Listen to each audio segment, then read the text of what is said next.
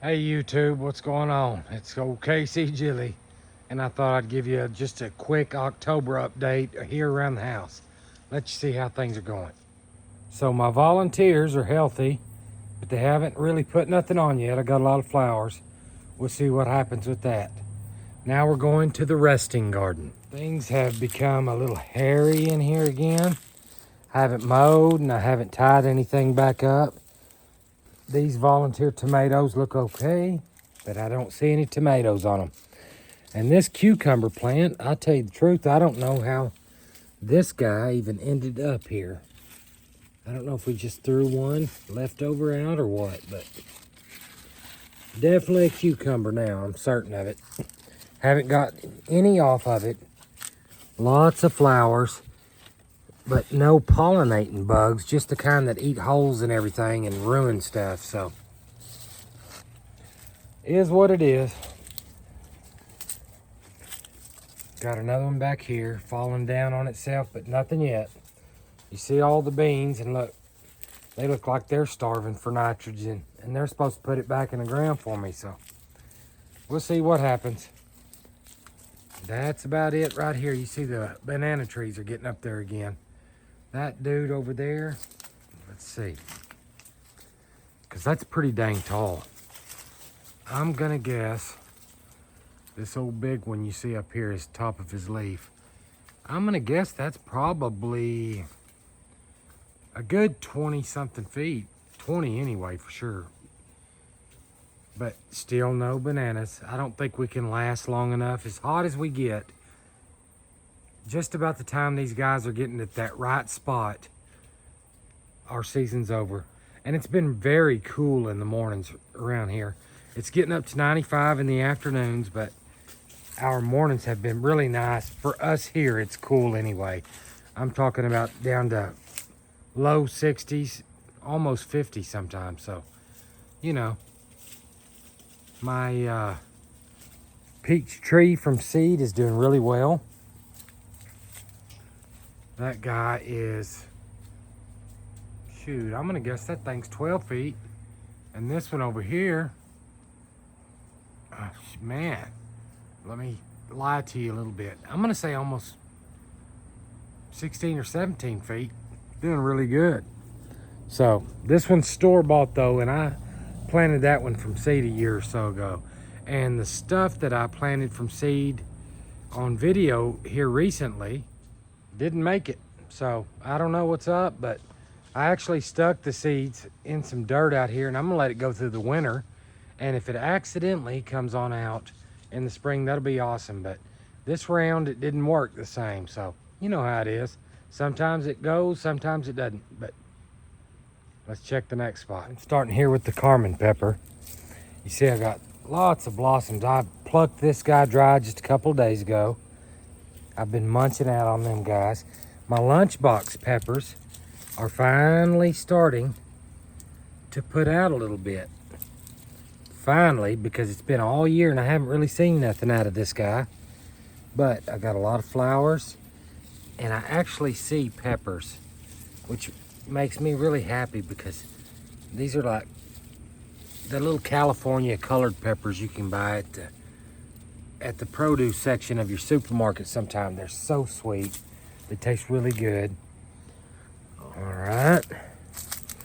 Here is a trumpet vine that I planted here because I don't care if it runs up and down this fence from one end to the other, because this is my northernmost fence line right here.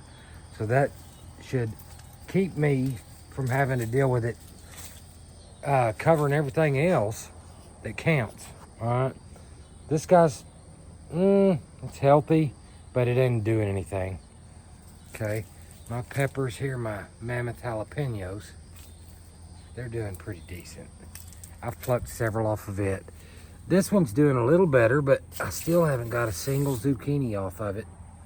When I show you guys again out at the secret garden, you'll see that unfortunately those, they want to produce. They've put on several, but I haven't had any luck with them because of the grasshoppers and the cucumber beetles. Here's my regular jalapenos. I know it's a shorty, but it puts off just fine. And my little buddy who works with me, he's gonna get some goodies tomorrow because he likes these dadgum habaneros. He makes hot sauce and uses it here and there. And it's just too hot for most things that I'm doing. And you can see this banana pepper. It's pumping out so much, it's laid over here on the side. I need to pluck some of these guys off, it's heavy. The Hungarian wax, I see them all over starting, but I don't know if they like the hot better or what, but they kind of backed off here lately. And over there you see old Red. My Serranos are nothing to brag about, but they're coming. You know, they're making. This is year 3 for this Serrano bush. And it's year 3 also for Tiny down there. Okay, I've overwintered those guys several times. Now this one, this is a bell pepper plant. It's fresh this year. No, this is year 2 for this guy. But it was so heavy on the outside of the fence, I had to stick the limbs back through because it hadn't done anything in the last couple of weeks, but boy, it is putting it on now. And my poor lamb was laying down in the grass outside here, and that guy, he likes to mark his spot, and I don't want him marking in my peppers. All right. So we got a mortgage lifter tomato over here, this area is really shaded, so I didn't know if it would do anything anyway. I gave it a shot. I have green beans planted down here. Look, one here, you can see it, but there was one there, and there's one there, there's one there, there's one there, there. You know, there's several all the way down the front of this, and the bugs eat them up as soon as they get up. So we're still too dadburn hot in the evenings. But look here. That'll be the first one I get off of that guy, green zebra. I've never tasted the green zebra yet, so I'm excited to try it. Hopefully all these are fixed to start coming on. We definitely have enough time, but I will also say, as healthy as all these guys are and big, you know, we really have had a peculiar batch of weather like everybody else in the United States. Normally, we're just still roasting right now and it's about to break off. But we've actually had this little cool blast. Now, I say that we're kind of half and half, you know. The night and the early mornings are cool and nice. And the afternoons get hot. And I noticed this morning that we got a couple of coronal mass ejections coming our way, an X7 and an X9 flare. So if you keep up with that kind of stuff, we got some more heat waves coming, or at least a little bit of burning hot sun for a day or two this weekend, I think. And man, that affects a lot, you know. So we're doing the best we can do down here in Texas, where we already know it's usually going to be really hot. And I'm trying to make as much food as I can because the whole world's going crazy. So let's go look in my greenhouse, see what's going on. This was some kind of flower. I left it for my wife. Never seen a flower on it, but makes her happy, so that makes me happy. Tabasco pepper, healthy, not ready to make anything. That's a Cherokee purple tomato. It's not going to do anything this year. I might as well pull it up, but it's there. And here are my eggplants, and they're flowering like crazy. And I don't know if what the deal is, but I have not got a single eggplant up to this point. So I think they're just started way too late, and they want hotter weather, I'm guessing. See the basil in the back there doing fine.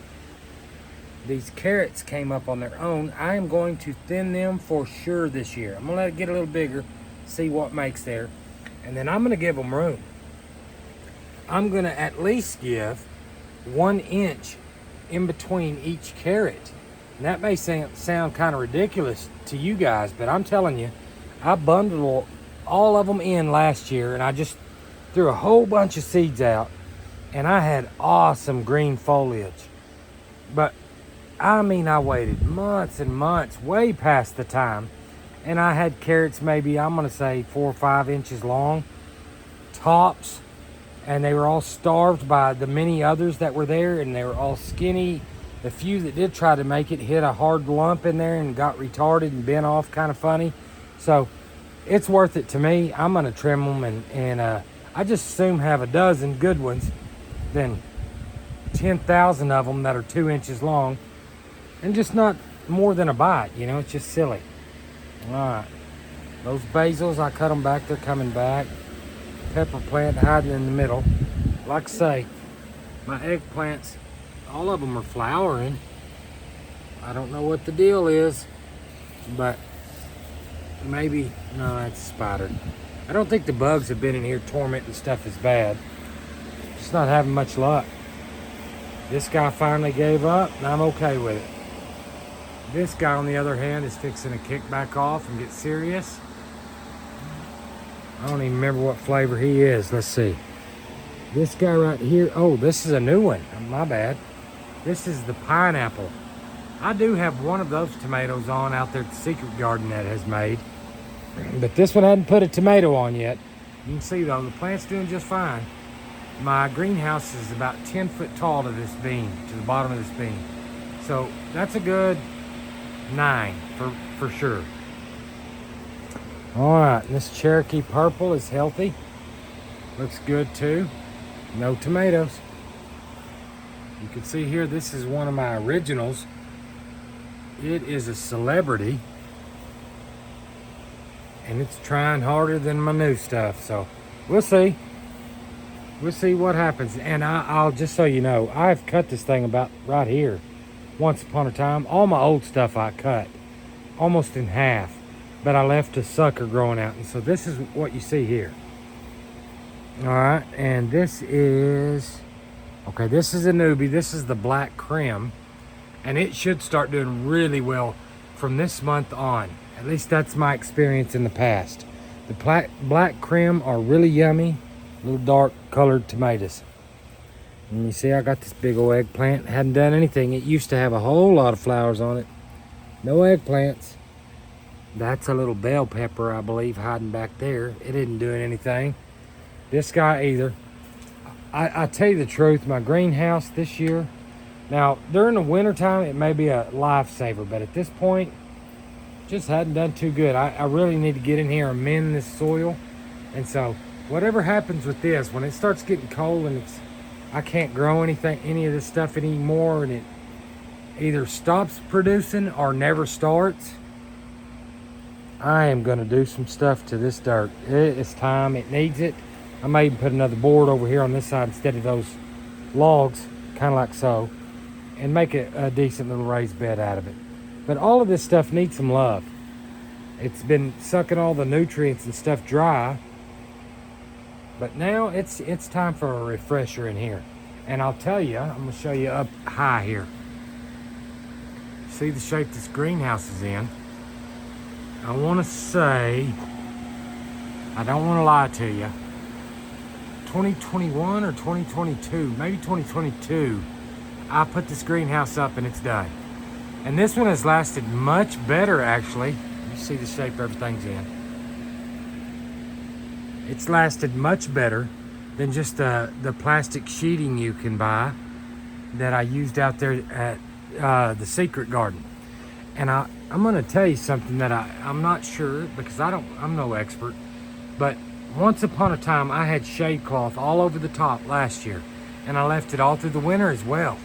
And I tied it down, and it helped snug this stuff down and hold it nice and kind of tight, and I had no issues.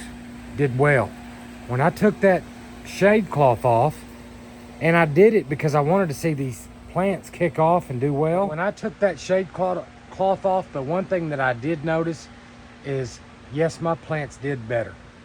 They needed more sun, but the greenhouse can't take it. The plastic couldn't handle it without that other fabric over the top holding it still. We've got enough wind here that it causes that kind of issue. So take that with a grain of salt. I mean, if they make a more clear looking shade cloth or something you can throw over, something to help. I had strap stuff over. I used twine personally, but I did have stuff over in the middles there kind of taking out the slack. Still didn't help. But that shade cloth made a difference. That is one thing I noticed. So I'm really hoping when I get out there to the secret garden, and I've been working on it, guys. I've got my end walls done on that greenhouse and some hinges from where I'm gonna hinge my sides where I can raise them up when it's hot or cold. But when I actually put the tarp over it, I'm gonna put a frost cloth first and see if that doesn't help a little bit from where it breaking, like it's breaking here at these joints. You can see it's got a straight line right there. You know, I can't stand that, man. You put a lot of money into these things, and I want to get mine out of it. So if a little extra help will do it, I'm gonna do it. So I've got frost cloth gonna go first. I've got a new tarp going second, and I also bought some like 2.5 inch wide straps that I'm gonna put in between instead of twine. And so I'm trying. I want my investment to last. I'm tired of wasting money. I'm not a professional. I haven't been around a real greenhouse in my life.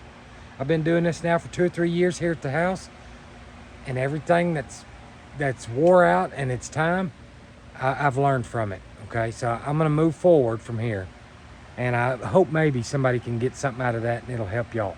So let's move on with this. Here is my Egyptian spinach. It also looks like it could use some nitrogen. I know that ground is dog crap, but it is what it is. I thought maybe it could handle this kind of harsh dirt that I have through here. My Mediterranean stuff seems to do okay right here in this rough dirt. But this has done really well. I've had seed pods out to you know what. It was up to this electric lines up here, and I chopped it back in half, and that's where it's at now. It's grown back and filled out. Here is the pomegranate tree. It's getting dark here, y'all. I'm sorry. And the pomegranate tree is getting dug up and going where the peach tree was out at the secret garden that the bull tore up and the deer. All right. So this fig tree is doing well. It's very healthy, doing good. We'll see. It may just stay right there, and we'll see what happens. Now, you see my vines. This is those birdhouse gourds. That one looks pretty rough, but I'll tell you, it got to a place where, look, I don't know if you can tell, but look at this shade cloth. I mean, that thing is 3.5, 4 foot off the ground right there. So I came through here. I just guessed that I probably had enough of these gourds that we could make birdhouse with our grandbabies. And so I think I have enough. I have 9 grandbabies, and I have enough of those gourds. So I came through here and I just snipped off those vines right there. Those 2 vines did all this, and they covered this little hoop, and they were growing up in this tree. Okay, they were going up on top of my shed there. They crawled over here, they went over my neighbor's fence, and they went all the way down this shade cloth. And now, you see the dead vine up there, but I have a whole lot of birdhouse gourds. I believe I have plenty. I need to pull that stuff down before the next video, but doing okay. All right, it's getting way too dark, so I need to hurry up. All right, right here. This is tomato bush. It's folded over there. You see all the clover now here, and the green beans, or the purple whole peas, whatever. I got that stuff in here. Crimson clover, and that. There's my comfrey. I'm trying to help my soil in an easy way just by the cover crop. Okay, got another tomato. This tomato's doing well. This tomato's doing well. This fig is doing great. That tomato's doing well. Time for me to get out here and tie some tomato bushes up. That's what I see. Okay, this lunchbox pepper. I separated 3 of them from the same area, and it suddenly went to putting out. So that's good. You see, I got another tomato here. Okay, right here is Carmen peppers, and there's a few on there. It's doing just fine. Everything's good there. Sneak back over here. This is the red snapper from Hoss Tools. Here's another. There's another one hiding in here. and one more right here. Now it's kind of hard because it blends in with the okra on the other side of the fence. I'm about done with the okra, so I'm fixing to cut it all down, and it'll be much more obvious, these tomato plants. But I have no tomatoes yet, but the plants, I got them in the ground in time. They're doing well. I'm gonna get some tomatoes out of it. Let's go finish this thing off that over there. Okay, guys, a little bit of basil there. You see these big holes? That's me digging up this dadgum trumpet vine. Do y'all see all those pods? Those dudes throw out so many seeds, man. And they are vigorous growers. Okay, and I had them all over the place out here, so I tried to dig them up and roll it over. So you see these holes, that's what that is. Okay, that's another red snapper. Time to tie it up. It's falling over. Another red snapper, a couple of basils left over. And these are the ones I started with so many months ago, back when it was cold. These guys are the opalcas. And I've been getting plenty off of them too. But they're small. The paste tomatoes, look how tiny these things are right now. Now I've gotten many bigger than this, but look, this one's all getting close to being ready. You see my 4 fingers. They're not very big. That's my big complaint, I guess you'd say. There's an Amish paste in that corner, and it's just been left out of mercy. But it's about time for it to die. There's my turkey fig from Travis at Lazy Dog Farms. It's doing well. It's going to be really good next year, I believe. And here is a sun gold. And it's going for the gold, all right. It's doing great. So guys, before I end the video, I usually don't like to go there very much, but I want to. I just don't think anybody wants to hear it. But come on, Squirt. Come on. Let's go. I want to talk about the world, man. Just for a minute. The things happening in the world are freaking crazy, man. I mean, I know we got all these prepper folks. I watch a lot of them. I bet the same people you guys watch, I bet I'm watching the same people and then some, okay? And they've been warning, get ready, get prepared for all this time. And I agree with them. However, the difference is, I believe they maybe are more financially able to get prepared as far as physically goes. But I actually am wanting to go there on the spiritual level, just a tiny bit, if you'd hear me out for a moment, okay?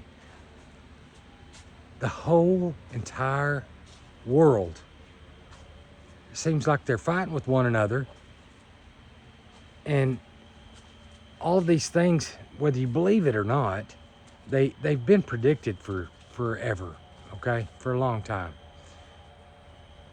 And I'm not trying to push my beliefs on anybody. I wish with all my heart that we did believe the same, and that you would understand what I find to be really important, which is your soul, your eternal soul, which, whatever you believe, what do you got to lose if I am wrong? What do you got to lose by trying to live a little bit more morally, I would say, I guess. I don't even know how to talk to people anymore. I don't understand the world that I'm living in, okay? But I'm gonna tell you, this stuff that's going on, you can find it written down in a book, whether you believe it or not. And I would ask you to consider Jesus. Really consider. Don't take anybody else's word for it, including mine. But I just ask you, please, would you consider taking a moment and taking some time and thinking about what kind of information you can find out about Jesus. He was so worried about this global warming and these green agendas and stuff.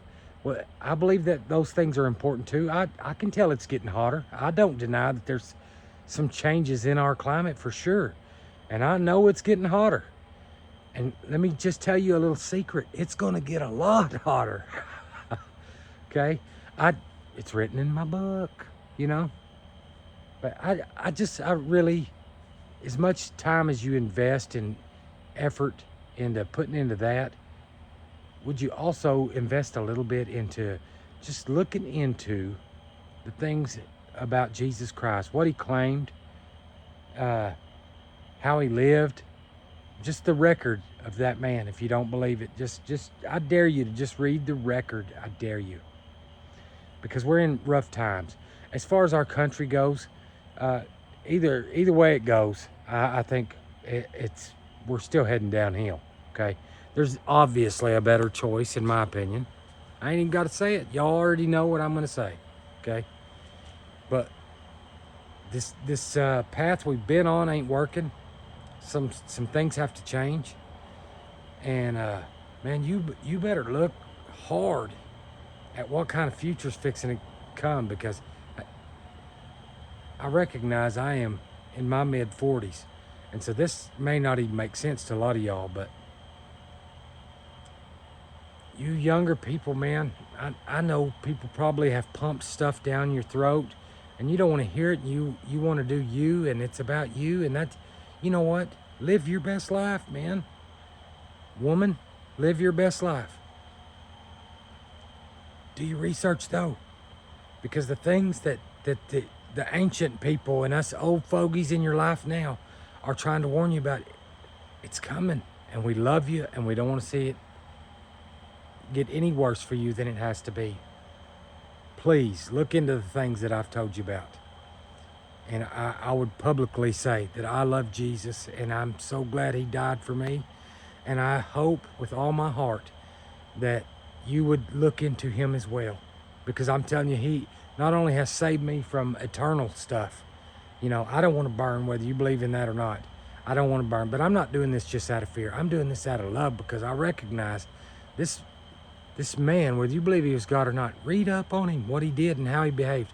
He was awesome to people, man. What I liked about Jesus a bunch is that he told me what was wrong and right, and he lived it, and he wasn't ugly to people, but he still at the same time didn't say, what you're doing that's wrong is okay. He didn't say that. He said, what you're doing is wrong, but I'm not here to condemn you right now, and I love you, and I'm offering you this opportunity. Take the opportunity. Take the opportunity. See y'all next time.